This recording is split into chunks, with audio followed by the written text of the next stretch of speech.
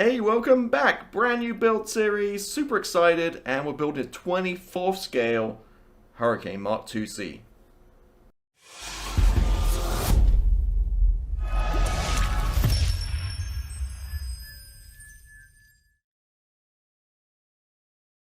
Yep, so we're back for a new adventure, a new journey, and getting bigger every time. We're on the 24th scale Hurricane Mk.IIc RAF version, and yeah, we've gone from 32nd now up to 24th, so we're getting bigger and bigger, but not to worry, it's not going to be super huge.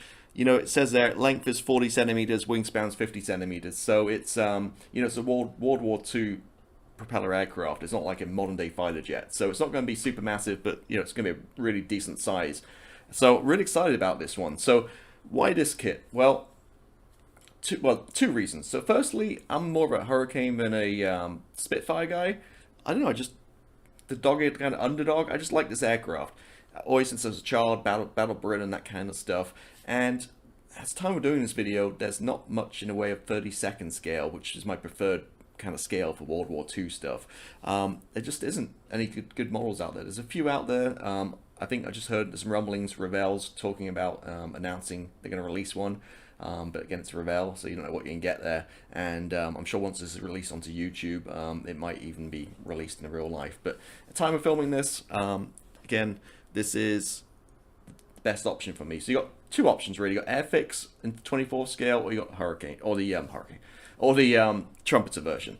Now this one is a lot nicer. It's a newer tool. I think it's about 2010, and it's nice plastic. Done a review of this. Check it out. Gone through it all, and it's really good. The only negative on this were the decals on mine, and for some reason I got a bunch of glass balls in my box. Now I don't know. So check the review out, and yeah, I bought it from AliExpress in China, and the guy sent me 8 or 6. Was it 6 or 8 glass colored balls? Now, no idea what they were. So anyway, so whatever. So this kit is really nice. Done a review. I took a couple of sprues out of the box, just kind of give you a quick kind of idea of the size again. So this is your fuselage. Again, not super massive, right? It's manageable. And here's your wingspan.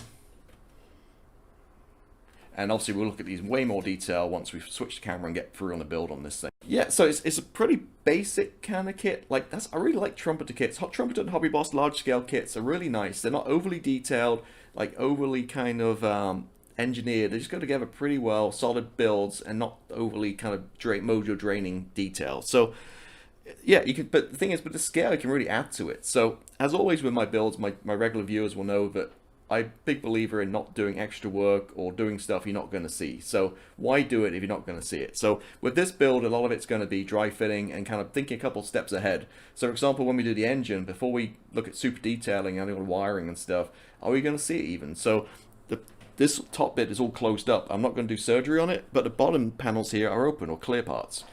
So maybe, an option to look at, well, from the bottom, can you actually see the top of the engine block, right? So things like that. So we can really kind of think a couple steps ahead and be smart with our build and just do what we're going to see. And the same thing like the fuel tanks and stuff like that. If you're not going to see it, then I'm not going to waste my time super detailing it and painting it and stuff, right? If it's just buried in the fuselage. So we're really going to take our time with this one, do some dry fitting, figure out the best way to go. If you're going to see it, we're going to detail it. If you're not going to see it, we're not going to detail it. So aftermarket, well, let's take a step back. So this kit isn't very expensive. I think I actually paid $35 for it and then about $25 shipping from China. If you buy them in the US, I think they're about, this is US dollars. Right now in the US, I think they're about $70 or $80.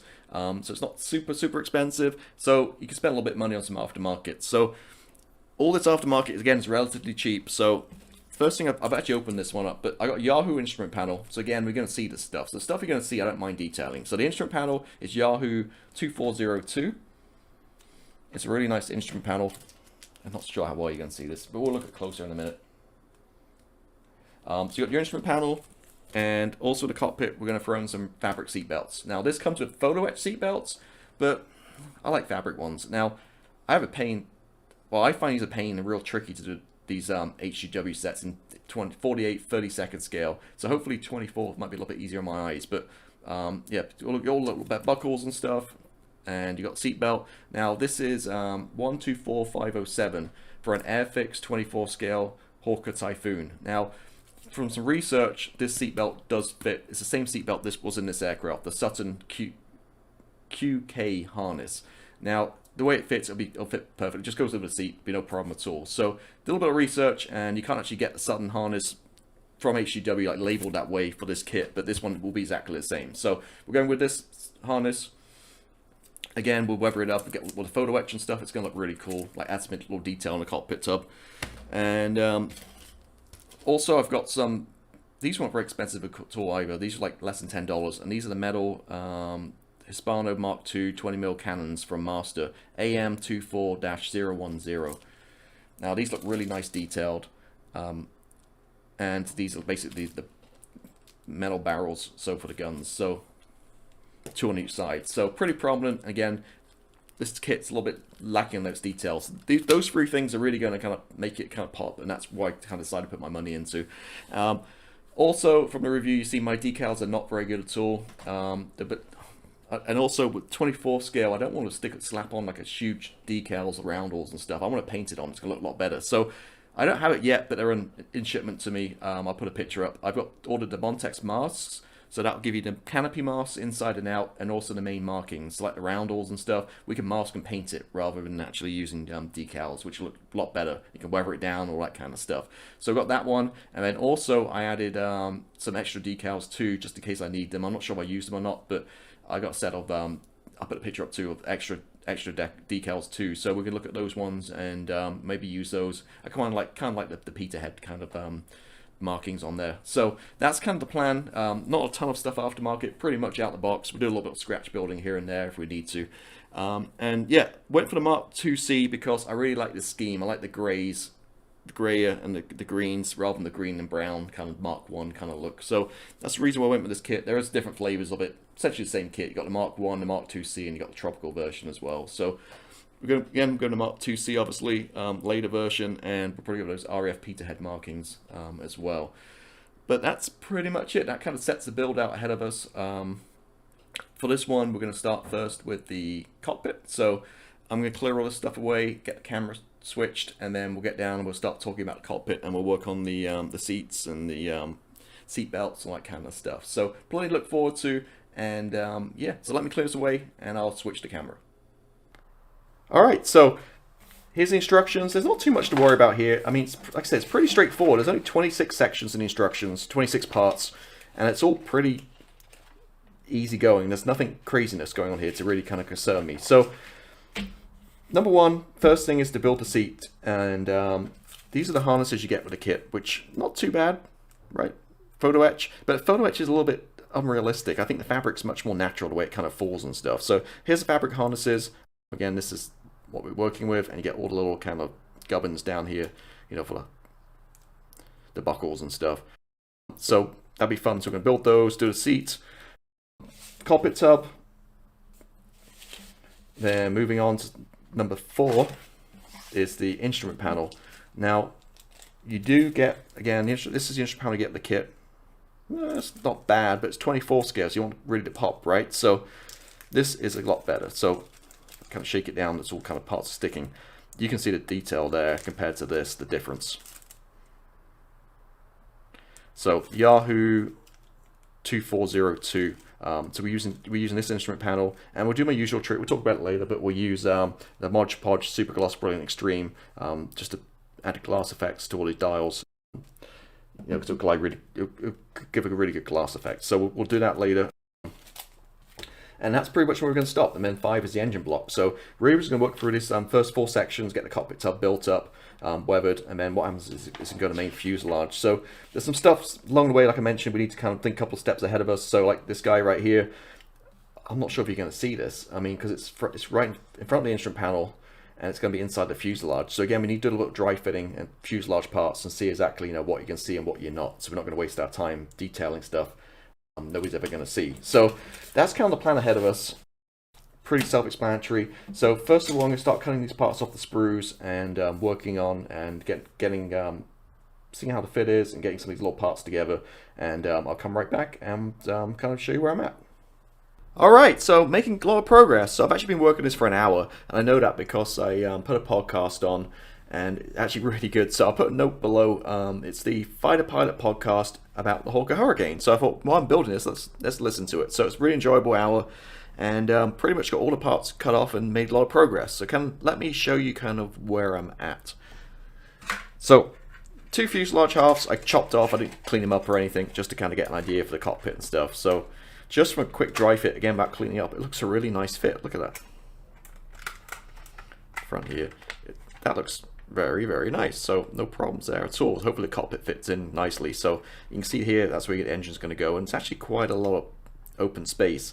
So we'll see when we get to the engine stage if we're going to detail that or not. But there's a cockpit, again, looking really nice. So did that bit,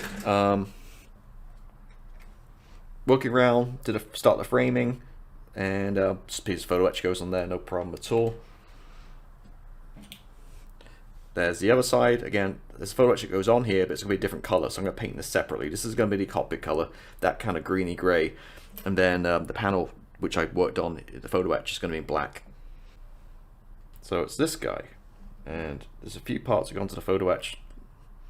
I'm not sure how well you can see that, but tiny little parts. This is going to be painted black, and then it'll go sit on here. And be glued on like that. So did that part, got these guys done.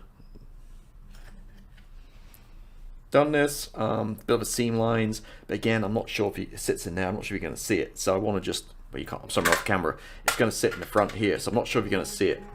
So that's done. So again, I will check a few things on there before I spend time dealing with the seam lines. These parts are just cut off. They can be painted separately and then glued together. So you got the pedals, rudder pedals here, the floor, and you got the stick, control stick. Back of the instrument panel.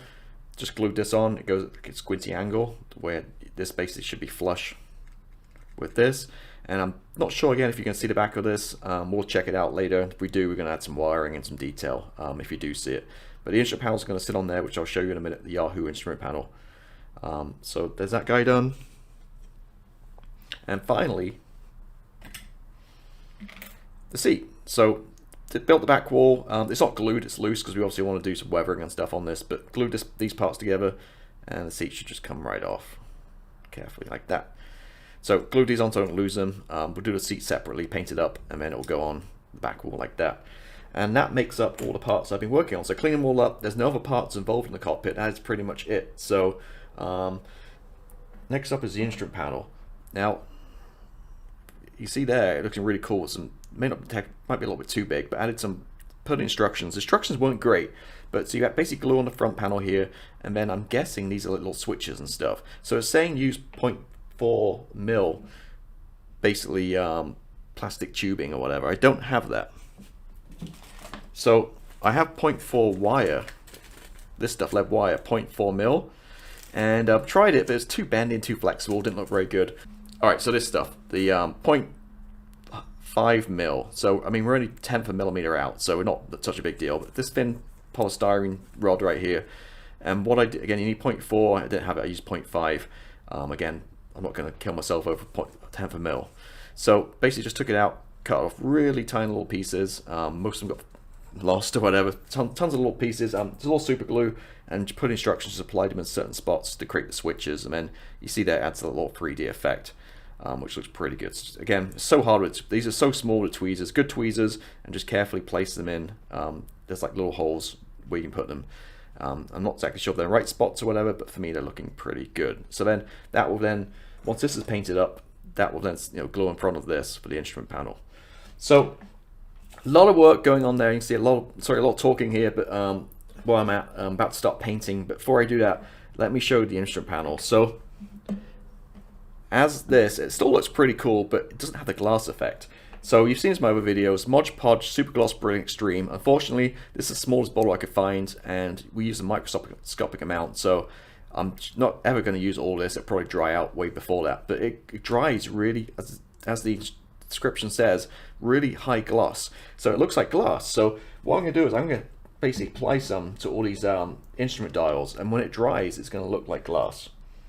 So let me get my toothpick, just a simple toothpick. I've just built blue tack, just hold it on here. I'm just going to drop some in on my end here. You need a little bit more. I'm used to doing some smaller scales, so 24th obviously needs a lot bigger. And see that? I just dropped it in, and it look obviously it looks hazy, but once that thing dries, it's going to look like a dome glass instrument.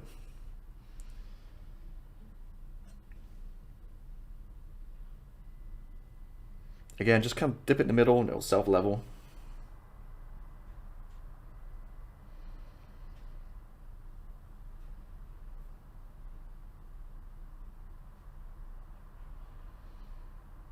You kind of want to put like a little excess on it so it actually does that, creates that like dome effect.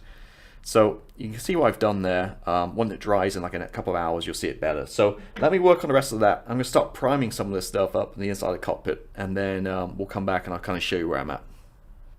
Alright, so primed everything, black, and using my favorite Mr. Surfacer 1500 black. Love this stuff.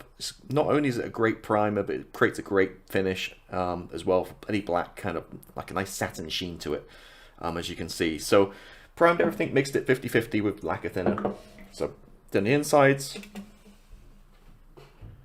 and all the other little parts done. Seat, railings, framing, should I say, base. And as you can see, any black parts I've masked off. So keep those blacks. I do like the finish of this black. So all these little parts, pedals, control stick, again masking off all the black pieces, and the back of the cockpit right here. So all of it's primed. Now what I'm going to do is, because of the scale, I'm going to create a shadow coat. So I'm going to come back in and spray, as I always do, spray some white on, XF2, just plain white. Just mist some on random areas, lighten it up, and it'll create a nice like pre-shading before we put the main coat down. So I'm gonna go ahead and spray this white down, and we'll come right back. Alright, so I've come back in and I've sprayed the inside and everywhere else white. See, it just picked out certain areas, just kind of highlights and create that shadow coat. It's also known as zenithal highlighting too. That's almost in figures where you kind of like get different, where the light's shining, you get different effects. But I find it works great for pre-shading. And you've seen me do it many times before. So just kind of lighten it up, ready for the main paint. And on parts like these, you can see again, just around, see how I just pick out certain areas and lighten off the black, and also create, you know, that shadow kind of look. So you probably see on this guy here again. Pick out certain panels, central panels basically, and leave some edges more darker. So we nice thin paint color on top. And it should hopefully show through and show some nice kind of shading effects. So that's where we're up to. So plenty left to do on this one. I'm actually going to end the video now, and we're going to roll this over to part number 2 next week. Just because in the past I've done a lot of 30-45 minute build videos, parts, and I think it's a little bit too long. I want to be more shorter and punchier. So keeping this to 15-20 minutes an episode is my goal for my build videos moving forward. So again, we're doing 24 scales. There's going to be a lot of detail on this, and a lot more than a normal kind of cockpit tub you would work on. So I'm going to wrap this one up right now, and we'll come back next week and we'll start immediately with painting. So thank you as always for watching, and have a great week, and I'll see you next Friday. Goodbye.